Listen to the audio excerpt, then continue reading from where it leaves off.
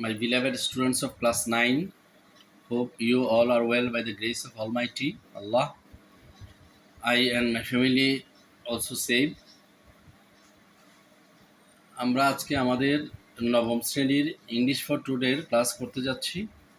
আমাদের আজকের ক্লাসের বিষয়বস্তু মূলত একজন হিউম্যানিটেরিয়ান তথা মানবতাবাদী কর্মীকে নিয়ে, যার নাম শুনলে আমরা সবাই চোখের সামনে ভেসে উঠে এমন একটা দৃশ্য যেটা সত্যি আমাদের কাছে একজন লিজেন্ডারি এবং অনেকটা আইকনিক হিসেবে কাজ করে এবং আমাদের অনুকরণীয় অনুসরণীয় হিসেবে আমাদের কাছে কাজ করে। সেই মাদার তেরেসার কথা বলছি, যিনি শান্তিতে নোবেল পুরস্কার প্রাপ্ত। তো চলো আমরা আমাদের বইপত্র, কাগজ, প্রয়োজনীয় জিনিসপত্র নিয়ে আমাদের পাঠের জন্য তৈরি হই। So dear students, welcome to my class. You are seeing here some pictures, and you can also see our Prime Minister Sheikh Hasina, and she is the daughter of our great leader Bangabandhu Sheikh Mujibur Rahman, father of our nation. What do you see in the picture? Try to guess. তোমরা কি দেখতে পাচ্ছ? এই ছবিগুলো দেখে তোমরা একটু অনুমান করার চেষ্টা করো তো আসলে কি করছেন। Yes, right. Most of you have given the right answer that she is helping. She is giving relief to the people, common people or mass people or the distressed. Yes. And can you guess who is this lady and what are they doing? Yes, they are also serving distressed people, the needy people, and the lady is, yes, right, the lady is Mother Teresa, and she is a legendary woman. What is it called? Which are they doing? তারা যা করছে এটাকে আসলে কি বলা হয়? এটাকে আমরা অনেকেই বলি যে মিশনারি ওয়ার্ক। মিশনারি ওয়ার্ক বলি, অনেকে বলি যে তোমার যেমন যে রেড ক্রিসেন্ট আছে আমাদের, ওরাও যে এইডস সহায়তা দিয়ে থাকে, হেল্প করে মানুষদেরকে, সেটা। এবং এটাকে এক কথায় বলতে গেলে আমরা আমাদের পাঠের সাথে মিল রেখে যেটা, সেটা হচ্ছে লাভ for humanity. Love for humanity মানে মানবতার জন্য ভালোবাসা, মানবতার জন্য স্নেহ। আমাদের পৃথিবীতে এমন অনেক মানুষই এসেছেন যারা নিজেদের জীবন, নিজেদের যৌবন, নিজেদের সব কিছু উৎসর্গ করেছে মানুষের জন্যই। আর তোমরা তো জানোই, জীবে দয়া করে যে এইজন সেইজন সেবিছে ঈশ্বর। অতএব এটা মনে রাখতে হবে। আর আল্লাহ তাআলা বলেছেন যে যে আমার সৃষ্টিকে ভালোবাসে সে আমাকে ভালোবাসে। ঘুরিয়ে ফিরিয়ে আমরা যে ধর্মের দিকেই তাকাই না কেন, কথা একটাই, সেটা হচ্ছে ধর্ম মানুষের জন্য, ধর্মের জন্য মানুষ নয়। ধর্ম মানুষের জন্যই ধর্ম। অতএব মানবতাই হলো সবার ঊর্ধ্বে। তাই আমাদের কবি রবীন্দ্রনাথ ঠাকুরও মানবতাবাদী ছিলেন, মানবতার জয়গান গেয়েছেন। আমাদের কবি সাহিত্যিক যারা গ্রেটম্যান, তারা আমাদের এই love for humanity unit 7 EFTR unit 7 lesson 6 এ রয়েছে। আমাদের আজকের যে লেসন থেকে যে learning outcomes of the lesson হচ্ছে, after ending of the lesson, sorry, the students will be able to watch and listen for specific information, ask and answer questions, read and understand text through silent reading, introduce with some new words, write statements finding out true or false, say about Mother Teresa's missions for humanity.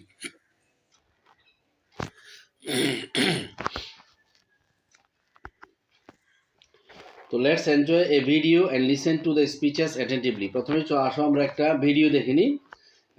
এটা mother তেরেসার উপর এই ভিডিওটা দেওয়া হয়েছে। এটাকে আমরা আগে দেখি, ভিডিওটা দেখে তারপর আমরা আমাদের মূল পাঠে।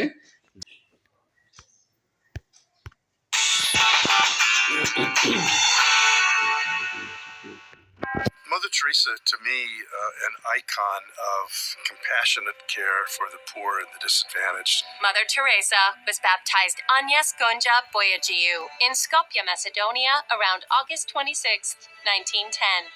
Born of Albanian descent, she joined the Loreto Sisters of Dublin, Ireland at the age of 18 and took the name Sister Mary Teresa. One of the reasons some religious members take on new names, they have a favorite saint, or they have someone who embodies for them a vision, like Pope Francis. It's Francis of Assisi. In 1931, Mother Teresa traveled to Calcutta, India to teach at an all-girls high school. But on September 10, 1946, a second calling from Christ led Mother Teresa to leave her convent and devote herself to working with the poorest of the poor. With Vatican permission in 1950, Mother Teresa created the Missionaries of Charity. Mother Teresa is one of the great humanitarians of the 20th century because of her ability to love those who were the most vulnerable in society. The work she did in India really challenged entrenched notions of caste and gender roles, and she worked very closely with lepers and other people who were disenfranchised, marginalized, dispossessed. During the 60s, Mother Teresa opened hospices, orphanages, and leper houses all over India, and later expanded internationally. In 1982, during the siege of Beirut, Mother Teresa traveled through a war zone to evacuate 37 children, and later assisted radiation victims at Chernobyl and earthquake victims in Armenia. Mother Teresa cares about people. She recognizes their spiritual dignity. She takes care of not just their spiritual needs, but their bodily needs as well. And she gathers other people to help her do that. That, in my mind, is a good humanitarian. In 1979, Mother Teresa was awarded the Nobel Peace Prize and donated the $192,000 prize fund to the poor in India. 6 years later, President Ronald Reagan awarded her with a Presidential Medal of Freedom. By 1986, Mother Teresa operated 517 missions in more than 100 countries. The very charismatic nun, this little old nun with the wrinkled face and the very simple white sari, caring for the dying on the street, people that have so little hope. That's one of the reasons that she was given the Nobel Prize. After years of suffering from heart, lung, and kidney problems, Mother Teresa died on September 5, 1997. 2 years later, Pope John Paul II opened a formal process toward beatification to make Mother Teresa an official Catholic saint.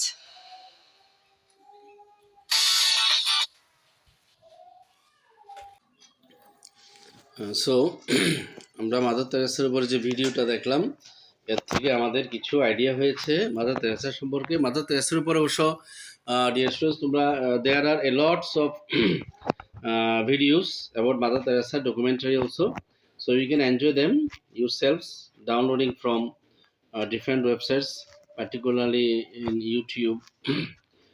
নাও আমরা কিছু আমাদের পড়ার বিষয়ে আলোচনা করে যেমন choose the best answer from the alternatives. নিচে তোমরা যে ভিডিওটা দেখলে এবং আমরা যে লেসনটা সাইলেন্ট রিড করলাম, এখান থেকে আমরা কিছু প্রশ্ন উত্তর করার চেষ্টা করব। When was mother Teresa born? Mother Teresa কবে জন্মগ্রহণ ছিলেন? আচ্ছা, তারপরে দ্বিতীয় প্রশ্ন হচ্ছে what did she found for the dying destitute? Dying ডেস্টিটিউটের জন্য সে কি তৈরি করেছিল?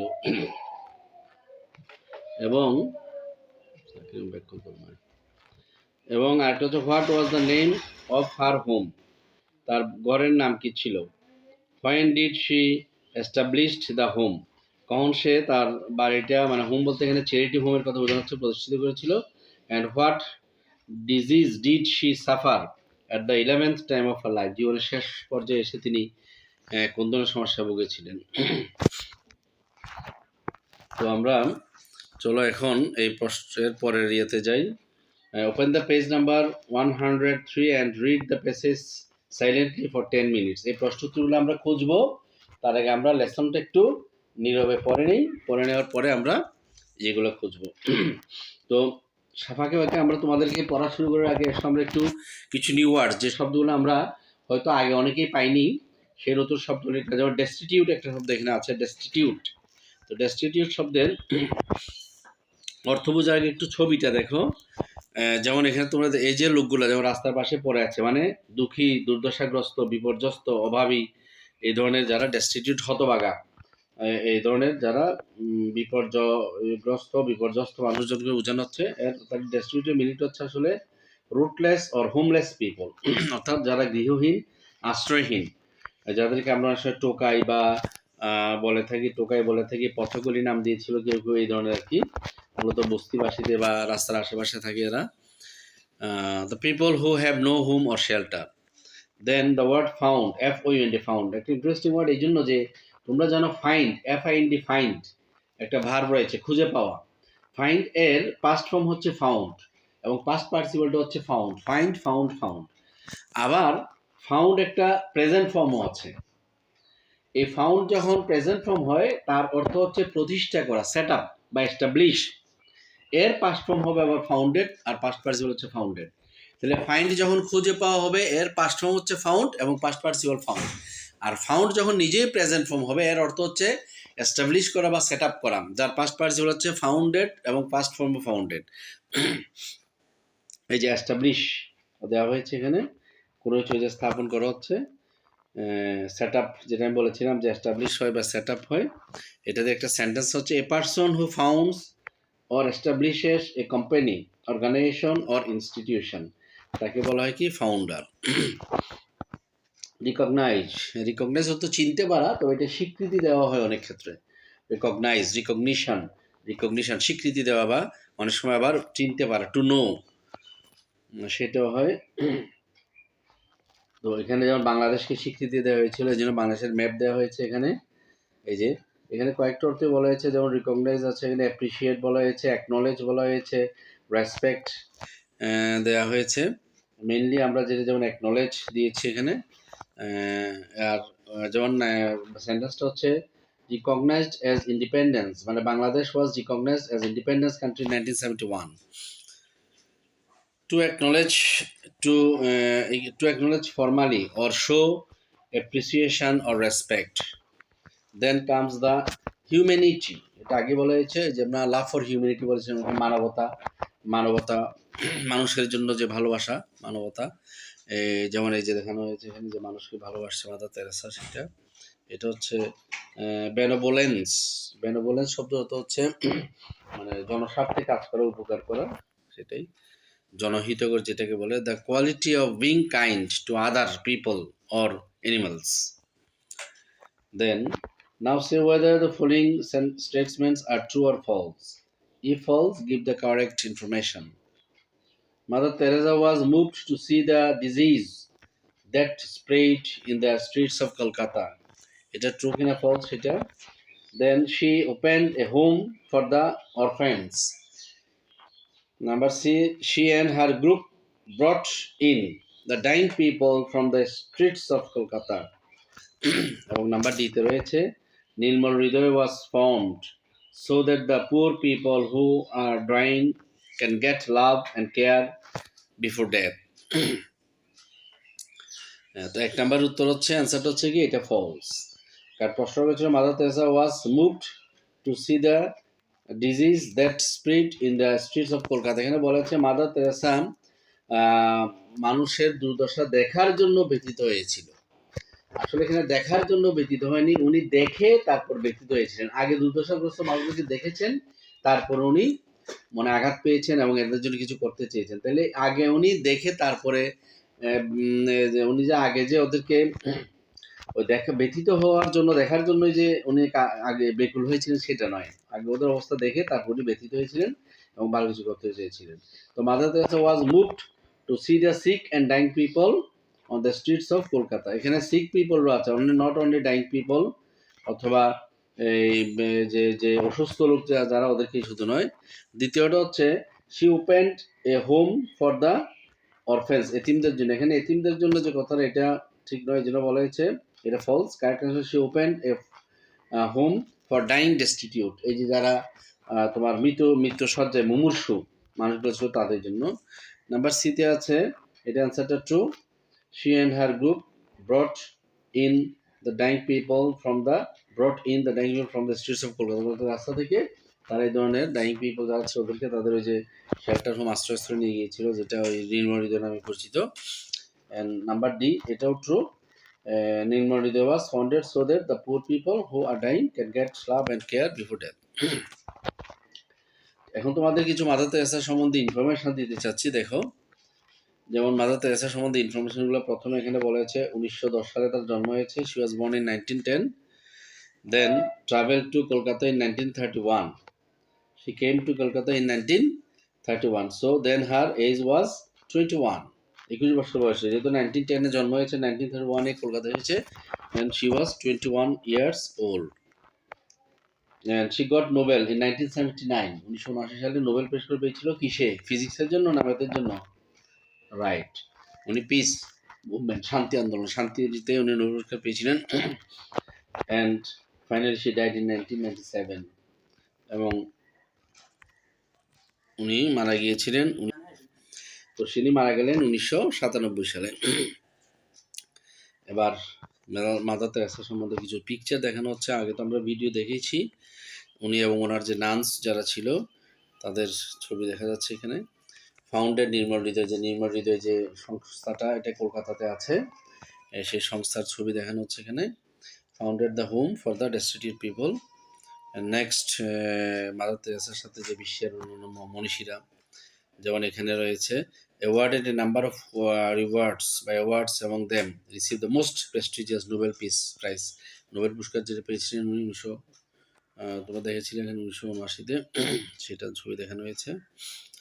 দেন আরও কিছু ছবি এখানে মাদার তেরেসার কর্মজীবনের উপরে। The people who were served in her home, যেসব লোকদেরকে উনি সেবা দিয়েছিলেন তাদের। এখন তোমাদেরকে কাজ করতে হবে গ্রুপ ওয়ার্ক, সেটা হচ্ছে write 5 sentences on what have you learned from mother Teresa. Mother তেরেসার কাছ থেকে তোমরা কী শিখেছো?